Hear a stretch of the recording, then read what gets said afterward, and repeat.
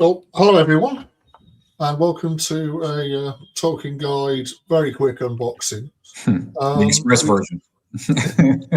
Well, we just thought as a new deluxe edition has come out this week of the Bovadium Fragments, we would just show you. I got it yesterday. We'll just show you what it's like, and you can decide whether it's something you want to add to your collection. I believe the official release date is what, next Thursday, next April 9th? Yeah, I think so. It's coming out in a week. Obviously, I think it's only UK at the moment. Yeah. There's no William Morrow equivalent to these volumes, which is strange because I think they would sell here. But well, I do as well. So this is the box that it comes in now.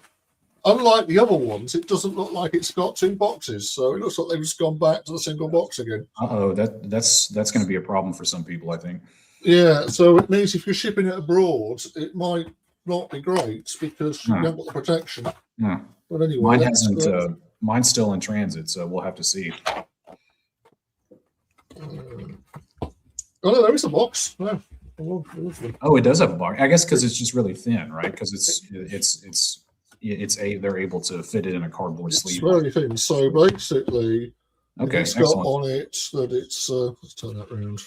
What is that on the? So Bovadium Fragments Deluxe. So that's good. So it means that if you do get it, hopefully it won't get damaged. These boxes, are much better than them not having them. They were. Good and I like to. I think the Tolkien Collector's Guide had kind of a hand in getting those boxes, like nudging HarperCollins into doing stuff like that. Well, we did. So actually, the color, it looks to me like a blue color. Is it a? Oh, okay. It's blue. Now it's green in the pictures, but yeah, that's more of like a. Definitely looks a blue color. So this is a green one next to it. That's Sir Gawain next to it. That's Sir Gawain, and you can definitely see it's hard to take it out of the plastic.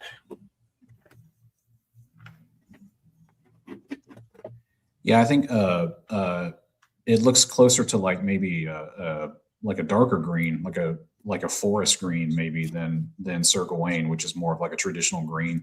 How is it? Maybe we can compare it to Baron and Luthien or one of the other volumes that's a different shade of green.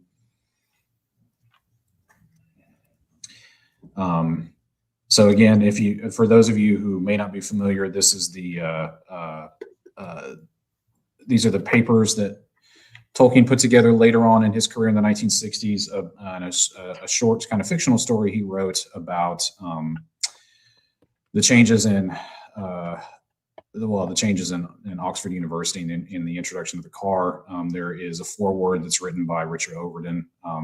I believe that there are some signed copies that are still available and are out there. I don't believe I've seen any signed deluxe editions though. There probably will be. If you want a signed edition, I think it might be a good idea to try and get them from Blackwell's. Because Blackwell's is next door in Oxford to where Richard Overton works. And so Blackwell's goes there and signs it. And they were the ones selling the trade signed edition. So this is the information. It's a very thin book. The publisher slip. Yeah, so if I put the book next to this, so it's still next to Sir Gawain, you can see how thin it is. Yeah, it's a very thin book. It might be the thinnest deluxe volume. I mean, maybe Calervo. It's Calervo and the Fall of Arthur are very thin editions. Well, I think this is actually thinner than both of those. Oh wow! This is probably the thinnest one of the lot. And as I said, it is a sort of it is a green color. It's a very dark green. It's actually the same green as the Hobbits. Is it now? If we've got so it's that sort of green. It's actually slightly darker, but it's very reminiscent of the Hobbit. Okay. Those of you who Andrew's got, he's got all of his deluxes out of shot there, and he's kind of referencing them off to the side there. Yeah. So let's get this. And the slipcase has the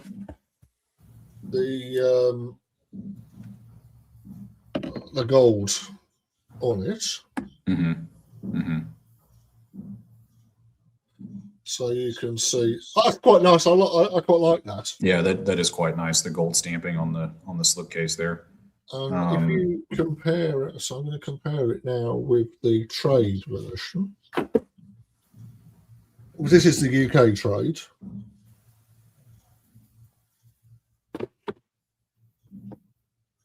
How's the? I guess we'll get to the. If you any noticeable differences in the quality of the paper or anything like that, or the binding. I believe I'm interested to see who the printer is. Yeah, let's take a look at the copyright page. That would be good. Is the there's a map. Yeah, there's a actually this is quite nice. With the end papers. Yeah, no, you actually get a fold out. Oh, you get a fold out. Okay, well, this is excellent. The cover. This is the picture that Tolkien did of Bilberry Hill. Yes, yes. And so if you have the trade edition, that's the dust jacket for the trade edition. So this is King's Norton from Bilberry Hill by J.R.R. Tolkien. And in the trade edition, it's split up into fragments. Whereas here, it's the whole picture. Well, I think that's quite nice. It's a very nice picture as well. Yeah, I think that fold out is worth the price of the book. To me personally, that's fantastic. Because we haven't really had that before. And it's printed in Italy. Graphicon. By Graphicon. And is this is a deluxe edition.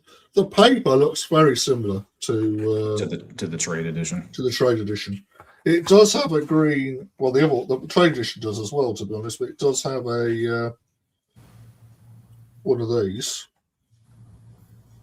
Oh, okay. So you've got the thing to put, and there is some color in it. I think it's some of it obviously is printed in color. Some's in black and white. One of the criticisms of the book, really, which there's not much you can do about, is that it's primarily commentary. It's very, very short. I did hear that. Yeah, I mean, but the commentary is necessary because it gives you the context of. I mean, Richard Overton's essay is fantastic, and his commentary is really, really good. If those of you who haven't read, if you've read just Tolkien's and part of it, and you haven't read the commentary, you should go back in and read the commentary because it's pretty good stuff. I mean, that looks like Andrew. That looks like a pretty handsome book. I think it's quite nice. The end papers are blank. Looks like. The end papers are they're a green. Yeah. They're a green color. And then what's the binding? I'm assuming it's a sewn binding. Well, it looks like it is. It definitely does look like it's sewn. You can see the separate. Obviously, look at the top. It's got a headband on it, but a lot of these are actually just stuck in now. These are ones. And it has one on the bottom as well. The appearance of a headband, yeah. Yeah, I don't think someone's actually sewn that headband in. I doubt it. Yeah, I doubt it. But I actually think I think people will quite like this if they get it. They actually looking at the book itself. So if you look at this, is the same as far as I can see. I think it's the same paper. It's slightly more. The paper is a bit different. This the paper's a bit thicker, I think. Okay. But on the whole, looks like more of like a matte kind of on the trade. Yeah, it's a bit shinier paper on the trade one. I would say if you're on kind of on the fence about getting the deluxe edition, maybe you already have the trade. The deluxe edition looks like you are getting a couple of things that are different in terms of you get the fold out at the front. I think there may be some corrections in here as well because there there were some issues brought up with that's true. HarperCollins. That's true. So they could have corrected it. Yeah, we did bring a few of those to their attention. For these first print deluxe editions, the print run it's not a small print run, but it's not a very large print run either. So it's not like you're going to not get a first print if you wait a few weeks. If you wait a year, maybe you might not get a first print. So if that's something that's important to you. Yeah, I don't think you need to run out and buy it straight away to get a first print. But that's very nice. You do get. I think this is in the. This is also in the trade edition. Yeah. But these are the maps and things of what they were how they're going to demolish Oxford, which Tolkien didn't like very much. But cars everywhere. And I guess the cowling plants. Yeah. He didn't like that very much. No, he did not. No, he did have a car. He did. So, Tolkien was. Let's dispel one more time. Tolkien was not a Luddite. No. He was critical. He was not. I would not call Tolkien a Luddite by any stretch of the imagination. Well, he used to use taxis a lot as well. So he might complain and say he didn't have a car, but when he used to go to church, he went by taxi. He didn't go on the bus. So I think some of this is actually about buses, but Tolkien didn't really. This is quite good as well. The poem that's in it. So this is in the trade as well. The motor bus poem. Yeah. The motor bus poem. What is this? The roar of bus? Yes. Can it be the motor bus? Either like that. This book is the publisher's price. The retail price is about $100, $100 US, I believe. Yep. I've seen it. I'm already seeing it being marked down from the retail price. I think Blackwell's has it listed for maybe $75 US. So that would be like what, 50 pounds, Andrew? Something like that. You can obviously in the UK you can get it half price in a HarperCollins 50% off sale. So you can. You're always there's always that option. And again, I think you don't need to wait to buy it immediately. You can wait for one of their 50% sales, which they just had one, so they'll have another one in a couple of weeks' time, probably anyway. They seem to have one about once a month.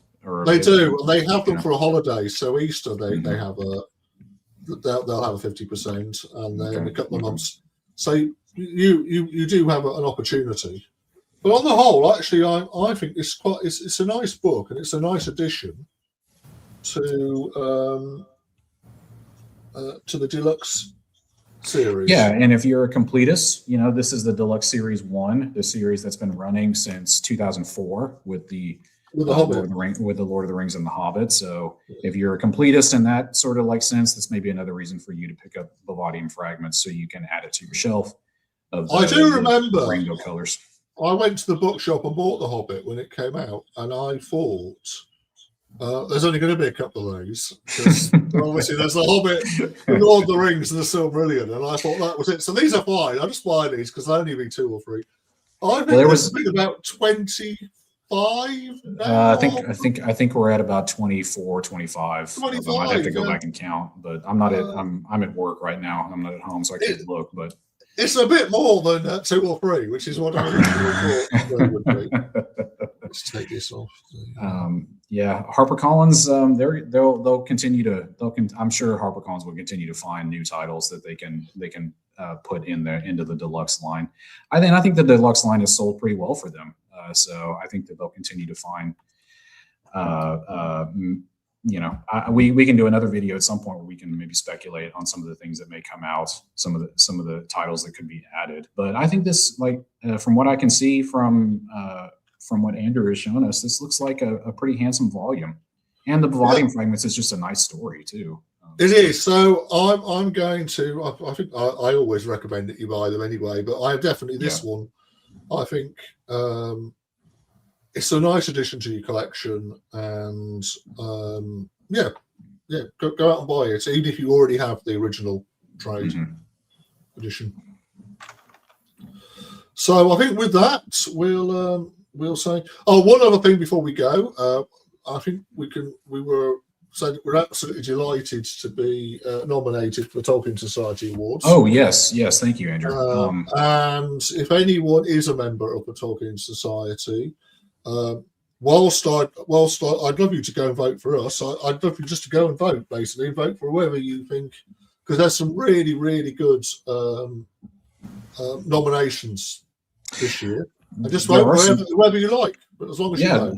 there are some really good nominations, but I think you should vote for us. I'm going to campaign for us. Well, yeah, you can. I'm going to really say do. vote for us.